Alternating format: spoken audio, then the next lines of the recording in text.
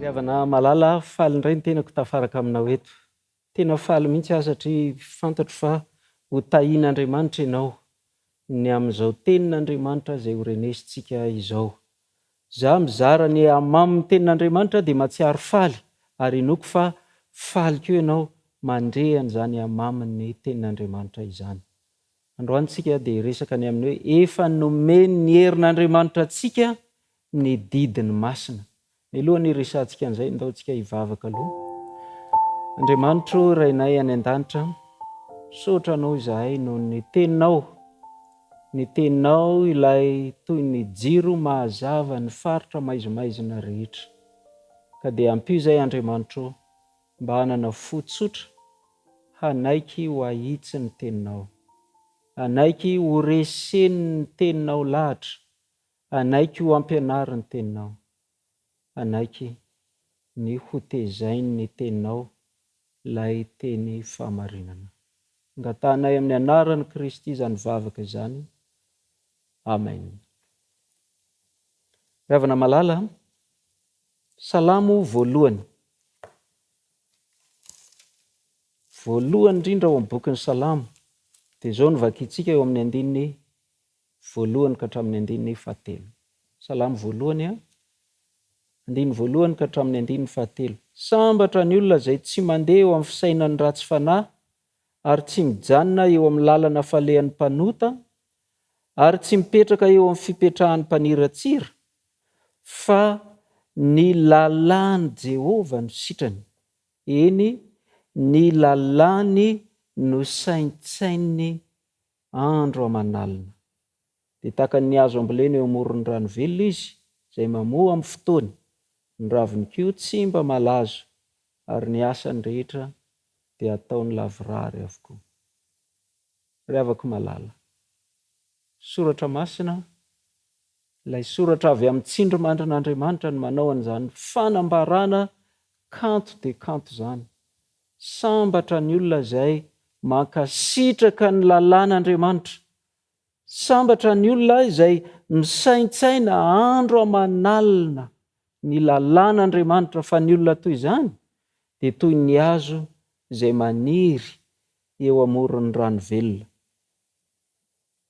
Doroboka, maitso, tsara ny faniriny, mamoa tsara, mandeha foana ny famoazany.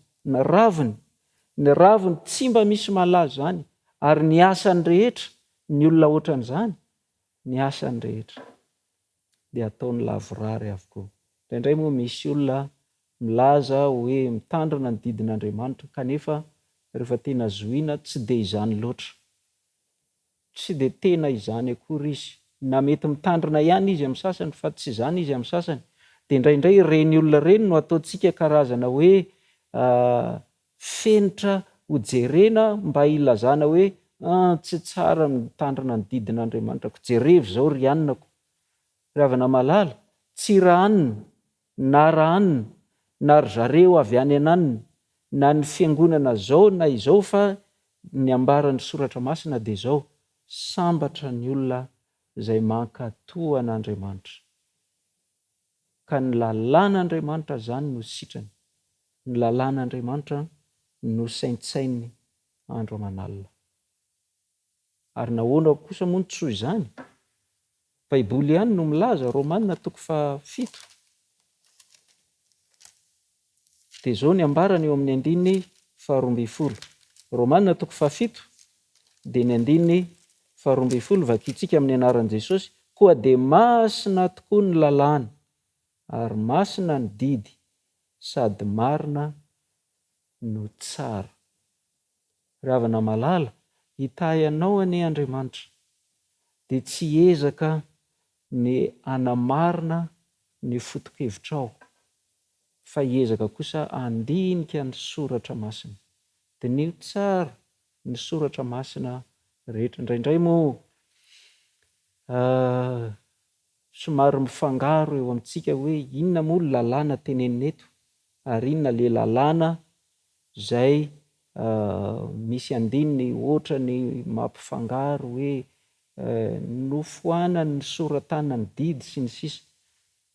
Ravana malala, eo ambany fitarihan'Andriamanitra, mba fitariany fanahin'Andriamanitra dia dinio tsara ny soratra masina.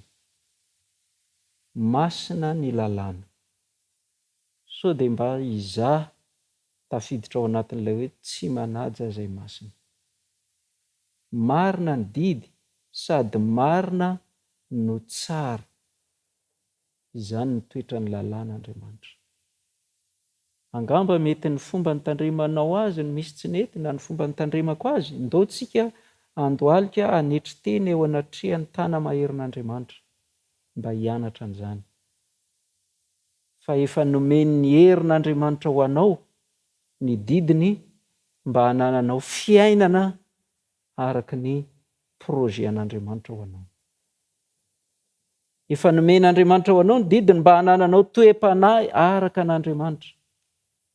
Satria ny tsy fanaranao an'izany didy izany dia izay izany no mampisy an'ilay korotana tsy fantatra intsony inona ny mety sy ny tsy mety eo amin'ny fiainanao. Andao nge vakiantsika Jaona voalohany toko 7:1-4. Jaona voalohany toko 7:1-4. Vakiantsika amin'ny anaran'i Jesosy.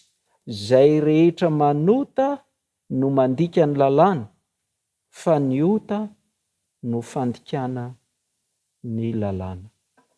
Zany angery ava-malala ny atao hoe fahotany.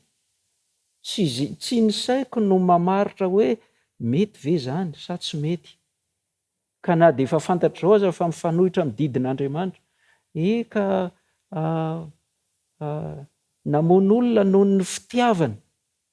Misy an'izany fanambarana izany noho ny fitiavana. Raha noho ny fitiavana no nahatonga ny manery atsika hamono azy dia tsy maninona fa tsy meloka eo anatrehan'Andriamanitra tsika, azontsika vonoina izy. Tsiry avako malala. Ny didin'Andriamanitra dia mitoetra mandrakizay doria. Ka tsy avelao Andriamanitra no anao izay fantany fa mety amin'ny olona izay verinao fa manao zavatra tsy tsara. Fa ianao aza manota, aza mandika lalàna, fa ny ota no fandikana ny lalàna. Efa nomeny ny herin'Andriamanitra antsika ny didiny. Dia fantatritsika zany ilay izy zao. Nambarany amin'ny fitenitsika amin'ny antsipiriany mihitsy, teny anankifolo fotsiny ilay izy. Kanefa ny fiainantsika rehetra dia voasoritra ao daholo hoe inona zany no tokony ataoko ary inona zany no tsy tokony ataoko. Efa niraisantsika hoe efa nomeny ny herin'Andriamanitra antsika ihany koa Jesosy. Jesosy no fototry ny famonjenantsika. Jesosy no mpamonjy. Tsy ny lalàna no mpamonjy, tsy ny didy no mpamonjy. Fa zao nomeny ny herin'Andriamanitra ihany koa ny didy mba iarovana antsika tsy hanota. Famonjenantsika ho afaka amin'ny fahotana nomenantsika Jesosy. Fa mba hanomezan'Andriamanitra sori-dalana ny eo amin'ny fiainantsika mba handehanantsika araka ny sitrapony dia nomeny antsika ny didy. Eto zany dia mba hitaona ny eritreritrao. So dia mba misy zavatra tianao harovana. Tsy tianao ny anaiky ho ahitsy ny soratra masina dia izay no mahatonga anao mitady fomba maro samihafa na izay hevitra ahafahana miala hoe tsy tokony ho tandremana intsony ny didy. Ravina malala. Tsy izany ny fanambaran'ny Baiboly e. Tsy izany. Jesosy ilay tompontsika dia nampianatra antsika fa tsisy ho foana io mandrakizay io didy io. Ary ilaitsika ny mahatsiaro izay voasoratra ny tenenin'ny tompontsika, voasoratra ato amin'ny Mateo 5. Mateo 5 raha vakiako manomboka hatreo amin'ny 7:12. Dia izao ny voalaza ny tompontsika, ilay zokintsika, ilay mifona ao antsika any an-danitra, mpanalalana antsika amin'Andriamanitra, any izy izao manao an'izay asa izay. Ary mbola ho avy izy tsy ho ela intsony handray antsika. Dia nanambara mazava tsara izy, aza ataonareo fa tonga aho handrava ny lalàna na ny mpaminany, tsy tonga aho handrava fa hanatanteraka. Fa lazaiko aminareo marina tokoa, mandra-pahafoana ny lanitra sy ny tany, dia tsisy ho foana akory amin'ny lalàna na dia litera iray na tendron-tsoratra iray aza mandra-pahatanteraka izy rehetra. Ry havana malala, tsy ilayntsika ny mbola hitoy anota amin'ny fahotana izay efa fantatra. Efa fantatra izao fa mandika ny didin'Andriamanitra fahotana dia mbola fanahiniana atao. Tsy ry hava-malala, tsy hanohy an'izany fiainana izany intsontsika. Ary izao na inona sandan'izany dia tsika zanak'Andriamanitra, zanaka mpankatoa. Satria efa nomeny ny herin'Andriamanitra ho antsika ny zavatra rehetra mba hananantsika fiainana, mba hananantsika toe-panahy araka an'Andriamanitra. Ka dia hiaina amin'ny fomba miaraka amin'Andriamanitra isika. Eto dia mba hiteny manokana ho antsika ray aman-dreny. Ny soratra masina no miteny, dia vakiako amintsika ilay izy. Salamo 2:100, 1:2 Marobe ny fanambarana atao amin'ny Baiboly fa dia zay vitantsika no miresaka azy, zay mifanaraka amin'ny fotoana ananantsika dia izay no resantsika. Salamo 2:100 dia izao no voalaza eo amin'ny 1:2. Aleloia, sambatra ny olona izay matahotra an' Jehovah, sady mankasitraka ny didiny indrindra. Ahery ambonin'ny tany ny zanany, ho tahiana ny taranaky ny marina. Ry havana malala, herin'Andriamanitra nanome anao ny soratra masina no milaza hoe ahery ny zanakao raha mankasitraka ny fitandremana ny didin'Andriamanitra. Ianao hitarika ny ankonanao, hitarika an'ireo zaza izay nomen'Andriamanitra anao mba ho beazina. Ahoana moa raha ohatra ka ianao mampianatra ny zanakao hoe tsy ilaina intsony mitandrina ny didin'Andriamanitra, dia tsy mba hatsiaro malahelo ve ianao, tsy hatsiaro meloka eo anatrehan'Andriamanitra ve ianao? Raha ohatra ka mijangajanga zany ny zanakao, tsy ilaina intsony mitandrina ny didin'Andriamanitra. Ry havana malala, tsy izany ny fampianaran'ny soratra masina. Eo ambany fahasoavan'Andriamanitra dia raisy ny Baibolinao, dia angatao ny fanahy masina hitarika anao, dia ekeo izay lazainy aminao. Fa ilay fahavalo tsy mankasitraka ny tandremanao ny didin'Andriamanitra. Dia izany no mahatonga azy miasa mafy amin'ny fomba rehetra, dia mampiasa ny fomba rehetra mihitsy, karazana fomba rehetra, mba tsy hitandremanao ny didin'Andriamanitra. Ny didin'Andriamanitra rehetra ambarany eo amin'ny Salamo 1:100 io, hitako mivelatra eto ambany masoko eto ny 7 dia izao no voalazany. Ny asan'ny tanany dia fahamarinana sy fitsarana, mahatoky avokoa ny didiny rehetra. Didin'Andriamanitra rehetra, tsy hoe ny didin'Andriamanitra sasatsasany, satria ny Baiboly ihany no milaza hoe ny mankatoa ny 7 nefa tsy mankatoa ny anankiray dia tsy mankatoa ny didin'Andriamanitra zany ny anarany. Mba tena vonina ny andray amin'ny fotsotrany izany tenin'Andriamanitra izany ve tsika? So dia mba misy hevitr'olombelona, fampianaran'olombelona ahasolontsika toerana n'izany fanambarana avy amin'ny soratra masina izany. Fa Andriamanitra nanome antsika n'izany teny izany, misy antony. Ny antony nahavoasoratra n'izany ato amin'ny Baiboly, ilay teny fahamarinana, soratra nomeny tsindrimandrin'Andriamanitra mba hitezana amin'ny fahamarinana. Eto azany dia afaly nandrehan'izany teny izany ianao, fa aoka mba ho fiainana ilay izy, teny fiainana. Izany no hevitra ny hoe teny fiainana, hiaina antsika eo amin'ny fiainana. Teny fiainana ho an'ny olona rehetra, ary Kristy mihitsy nge zany, Jesosy mihitsy zany. Ka dia ianao anie mba ho isan'ireo izay manaiky ny hotezaina amin'ny fahamarinana. Fa ny soratra masina dia milaza fa masina ny didin'Andriamanitra. Ka dia mba hiteny ao am-potsika tsirairay avy ny soratra masina. Ry havana malala, nandritra ny andro vitsivitsy dia nanana tombontsoa ny tenako niaraka taminao ny resaka ny amin'ny hoe efa nomeny ny herin'Andriamanitra ho antsika ny zavatra rehetra, mba hananantsika fiainana mifanaraka amin'ilay projet an'Andriamanitra namoronany antsika sy hananantsika toe-panahy araka an'Andriamanitra. Ianao ve mihevitra fa misy olona anankiray afaka hanana toe-panahy araka an'Andriamanitra eo am-panitsakitsahana ny didin'Andriamanitra? Mety hisy ve zany? Za aloha dia ny soratra masina no milaza amiko fa tsy hisy zany. Zao ny voalaza ny Isaia 9:9, andininy 1:20. Isaia 9:9 dia ny andininy 20 azafady. Isaia 9:9 andininy 20. Ho amin'ny lalàna sy ny teny vavolombelona ihany, fa raha tsy miteny arak'izany teny zany izy, dia olona izay tsy mpisahan'ny fahazavany maraina. Ry havana malala, ny lalàna sy ny teny vavolombelona. Fandresantsika ilay hoe teny vavolombelona, fanambarana nataon'Andriamanitra, fanambaran'Andriamanitra.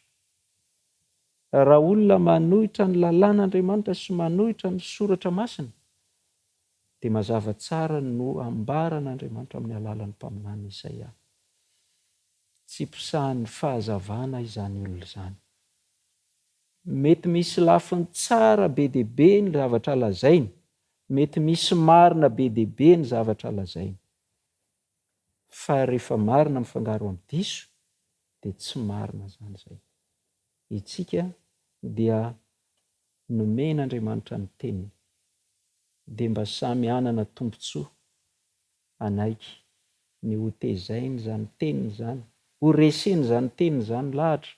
Za zany zao manatrika anao eto, tsy manana fahaizana mandresy lahatra, ary tsy zany rahateo ny fikasako ny hoe amin'ny teny mandresy lahatra sy ny sisa, tsia, fa za kosa hanambara aminao ny fahamarinana izay ataon'ny Tompo ato am-bavako arak'izay ambarany soratra masina. Dia lazaiko aminao tsotra mahitsy arak'izany ilay izy.